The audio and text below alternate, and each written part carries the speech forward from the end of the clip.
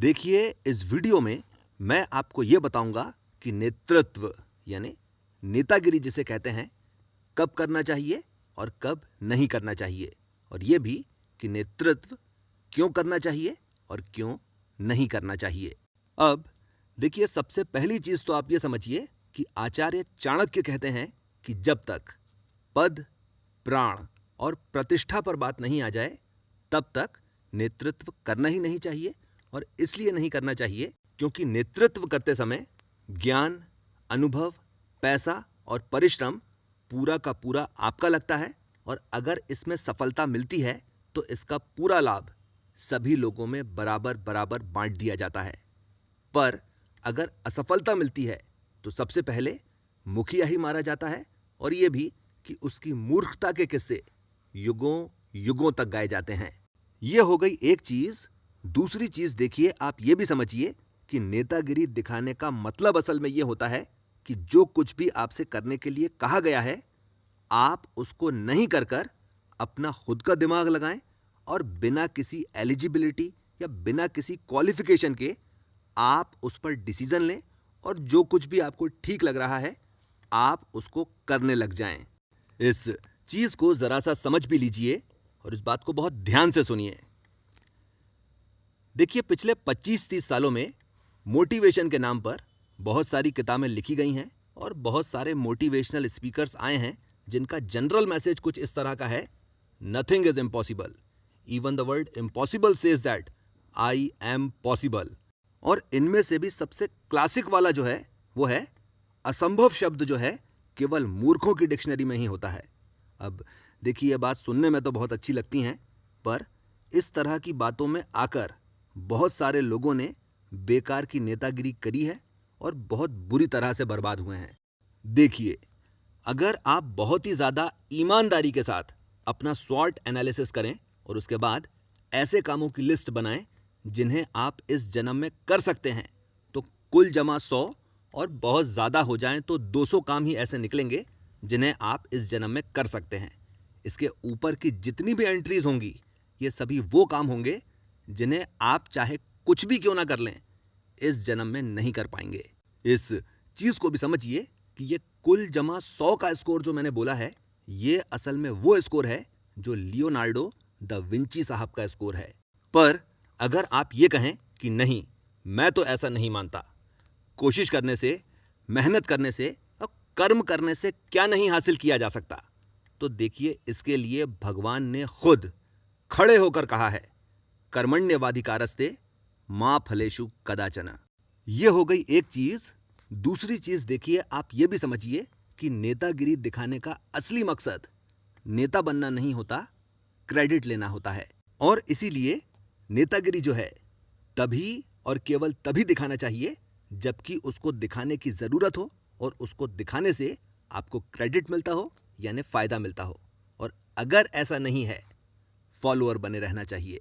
अब चलिए इस चीज को जरा सा ग्राफ पर समझकर भी देख लीजिए। 4 तरह की कंडीशंस हो सकती हैं। पहली कंडीशन है नेतागिरी दिखाने की जरूरत है और इसका क्रेडिट भी मिलेगा। दूसरी कंडीशन है नेतागिरी दिखाने की कोई जरूरत नहीं है पर क्रेडिट मिलेगा या कि फिर मिल सकता है।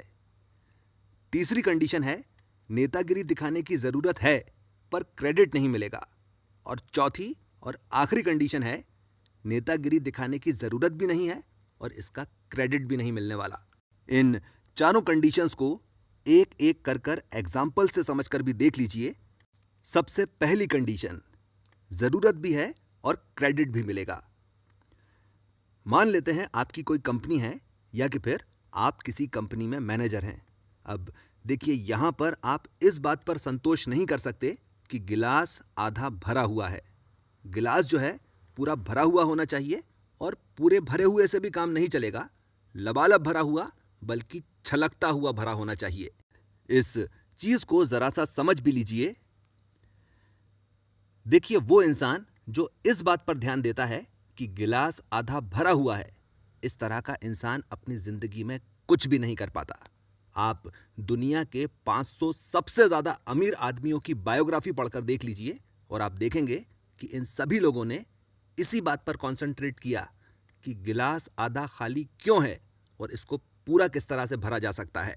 और इसीलिए अगर आप किसी कंपनी के मालिक हैं या कि फिर अगर किसी कंपनी में मैनेजर हैं तो वहाँ पर आपको पूरी नेतागिरी दिखाना चाहिए और वहाँ पर अपना पूरा ज्ञान, पूरा अनुभव, पूरा पैसा और पूरा परिश्रम लगा देना चाहिए। और इसलिए लगा देना चाहिए कि यहाँ पर बात आपके पद, प्राण और प्रतिष्ठा की है। अब आ जाइए दूसरी कंडीशन पर, और दूसरी कंडीशन है ज़रूरत नहीं है और क्रेडिट जो है मिलेगा या मिल सकता है। मान लेते हैं आप कहीं पर नौकरी करते हैं और आप ये सोचते हैं कि आप जितनी ज़्यादा मेहनत करेंगे और जितना ज़्यादा अपने बॉस के काम को आसान बनाएंगे उतनी जल्दी आपका प्रमोशन हो जाएगा। पर ज़रा सा खुद सोचकर देखिए कि अगर आपके नीचे कोई ऐसा बंदा काम करता है जिसकी वजह से आपका आधे से ज़्यादा काम वही कर देता है, तो क्या आप कभी ये चाहेंगे कि वो बंदा आपके नीचे से हट जाए? और इस तरह का आदमी जो होता है, इसके साथ असल में ये किया जाता है कि इसकी सैलरी ज़्यादा से ज़्यादा बढ़ाई जाती है ताकि वो रुक कर काम करे, पर उसका प्रमोशन कभी भी नहीं होने दिया जाता। और भले ही चाहे आपने कहीं पर नौकरी की हो या नहीं की हो, आप इस बात को खुद ही समझ सकते हैं कि ज़्यादातर प्रमोशंस जो होते हैं काबिल लोगों के नहीं होते, चमचागिरी करने वालों के होते हैं। और इसीलिए अगर आप अपनी ज़िंदगी में बहुत आगे बढ़ना चाहते हैं तो आपको केवल उतना ही काम करना चाहिए जितना कि आपके जॉब डिस्क्रिप्शन में लिखा हुआ है, और नेतागिरी बिल्कुल भी नहीं करना चाहिए, चमचागिरी करना चाहिए। इस चीज़ को भी समझिए कि यहाँ पर चमचागिरी करने पर जोर इसलिए दिया जा रहा है क्योंकि यहाँ पर नेतागिरी करने की ज़रूरत नहीं है और क्रेडिट जो है वो मिल सकता है। अब देखिए, कुछ लोग इस तरह के होते हैं जो इस तरह की बात करते हैं कि मैं किसी की चमचागिरी नहीं कर सकता, मैं किसी के सामने झुक नहीं सकता, मैं किसी के तलवे नहीं चाट सकता। पर ज़रा सा खुद सोच कर देखिए कि अगर आप किसी की जेन्युइनली तारीफ कर सकते हैं, बताइए इसमें तलवे चाटने वाली कौन सी बात हो गई? और किसी की सच्ची तारीफ करने से अगर थोड़ी सी मेहनत कर कर बहुत ज़्यादा फायदा मिल रहा है तो इसमें बुराई ही क्या है? भाई, how to win friends and influence people किताब जो है इसका सार ही यही है। अब आ जाइए तीसरी कंडीशन पर, और तीसरी कंडीशन है नेतागिरी दिखाने की ज़रूरत है पर क्रेडिट नहीं मिलेगा। देखिए, बहुत बार ऐसा होता है कि हमें किसी ऐसी जगह पर काम करना पड़ता है जहाँ पर या तो कंपनी ढंग की नहीं होती, या काम ढंग का नहीं होता, या वो ऐसा काम होता है जिसका कोई फ्यूचर ही नहीं होता, या कि फिर ऐसी जगह जहाँ पर प्रमोशन तो है पर वो नंबर ऑफ ईयर्स की वजह से मिलता है, मेरिट की वजह से नहीं मिलता। यानी आप चाहे कितना भी अच्छा काम कर लीजिए, क्रेडिट नहीं मिलेगा, और अगर क्रेडिट मिल भी जाए तो उसका कोई फ़ायदा नहीं होगा। और आप जो उस जगह पर काम कर रहे होते हैं तो वो इसलिए कर रहे होते हैं कि बेरोज़गार बैठे रहने से अच्छा है कि यहीं पर काम कर लिया जाए। तो इस तरह की नौकरियां जो होती हैं, यहाँ पर उतना काम नहीं किया जाता जितने की ज़रूरत होती है। इस तरह की जगहों पर उतना काम किया जाता है जितना काम आपसे करते बनता है। और इस तरह से काम करते हुए ट्रेनिंग लेकर या कोई कोर्स कर कर अपनी प्रोफेशनल स्किल्स को बढ़ाया जाता है ताकि हम किसी ऐसी जगह पर जा सकें जहां पर ज़रूरत भी हो और क्रेडिट भी मिले। अब आ जाइए चौथी और आखिरी कंडीशन पर। नेतागिरी दिखाने की ज़रूरत भी नहीं है और उसका क्रेडिट भी नहीं मिलने वाला। 99% कंडीशंस जो होती हैं इसी तरह की होती हैं, और इनमें सबसे ज़्यादा गलतियां होती हैं, और इसलिए होती हैं क्योंकि 99% लोग यही मानकर चलते हैं कि यही वो जगह है जहां पर नेतागिरी दिखाने की ज़रूरत भी है और मुझे इसका क्रेडिट भी मिलेगा। देखिए, आप अपनी ज़िंदगी में जिस किसी भी सीन में जाते हैं, आपको ये समझने की कोशिश करना चाहिए कि इसमें आपका रोल क्या है और आपसे क्या करने की उम्मीद की जा रही है। इस चीज़ को ज़रा सा एग्जाम्पल से समझकर भी देखिए। मैं आपको वो एग्जाम्पल्स दूंगा जहां पर सबसे ज़्यादा गलतियां होती हैं।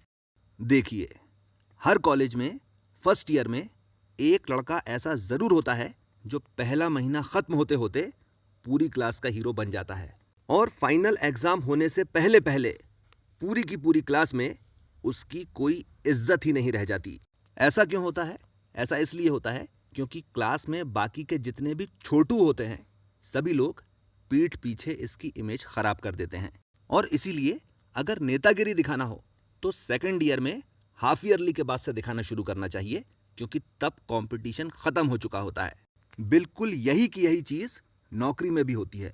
आप शुरुआत से ही अच्छी परफॉर्मेंस दिखाना शुरू कर दीजिए, आपको बहुत सारा काम दिया जाने लग जाएगा और सभी लोग पीठ पीछे आपकी इमेज खराब करने में लग जाएंगे। और इसीलिए अगर आप नेतागिरी दिखाना चाहते हो तो साल भर रुको, हर एक की कमियों को समझो और फिर नेतागिरी दिखाना शुरू करो। एक एग्जाम्पल चलिए और भी देखिए। आपके बॉस ने टीम के सामने एक आइडिया बताया और आपने उसके अंदर ये बताया कि साहब इसमें यह गलती है, इसको ऐसे दूर किया जा सकता है। बॉस क्या करेगा, उस गलती को दूर करेगा, उसका क्रेडिट खुद ले लेगा और आपका जब अप्रेजल होने वाला होगा तब वो आपको आपकी गलतियां बताएगा। बिल्कुल यही की यही चीज स्कूल और कॉलेज में भी होती है। आप साल भर नेतागिरी दिखा लीजिए, जिस दिन वाइवा होगा या जिस दिन सीसीई होगा या जिस दिन आपके टीचर की एग्जाम हॉल में ड्यूटी लगेगी या कि फिर जिस दिन आपके कॉलेज में कैंपस इंटरव्यू होगा, उस दिन आपको यह बात बहुत अच्छी तरह से समझ में आ जाएगी कि साल भर आपने नेतागिरी नहीं, बेवकूफ़ी दिखाई है। एक चीज़ चलिए और भी बता देता हूं। देखिए, माता पिता, भाई भाई, बहन बहन, भाई बहन, पति पत्नी, देवरानी जेठानी, ननंद भाभी, सास बहू, आपकी पत्नी और आपके बच्चे, ये सभी जोड़े इस तरह के हैं जिनमें स्वाभाविक रूप से ही अनबन होती ही रहती है। और आप जो हैं, आपके घर में कुल मिलाकर दो गतियां हो सकती हैं, या तो आप डिपेंडेंट होंगे या कि फिर आप इंडिपेंडेंट होंगे। अगर आप इंडिपेंडेंट हैं तो आपका रोल जो है क्रिकेट में एम्पायर वाला हो जाता है, यानी आपको किसी की साइड नहीं लेना है, जो सही है वहां पर बोल देना है कि हाँ, ये बात तो सही लग रही है, और अगर गलत बात हो रही है तो बोलना कुछ भी नहीं है, बस नहीं में सिर हिला देना है। इस चीज को भी समझिए कि अगर आप कभी ये सोचें कि नहीं, मैं इनको समझाने की कोशिश करता हूं, तो देखिए, ये असल में वो जगह है जहां पर कोशिश करने वाले की केवल हार ही होती है। आप जब कभी भी इन जोड़ों के बीच में जाएंगे तो ये दोनों लोग एक तरफ हो जाएंगे और आप अकेले पड़ जाएंगे। और अगर आप डिपेंडेंट हैं तो आप जिस किसी पर भी डिपेंडेंट हैं उसकी सुन लीजिए। इस चीज़ को भी समझिए कि मैं केवल सुन लेने के लिए कह रहा हूं, मान लेने के लिए नहीं कह रहा। इसके साथ मैं अपनी बात खत्म करता हूं। आपने मुझे इतना समय दिया, थैंक यू वेरी मच।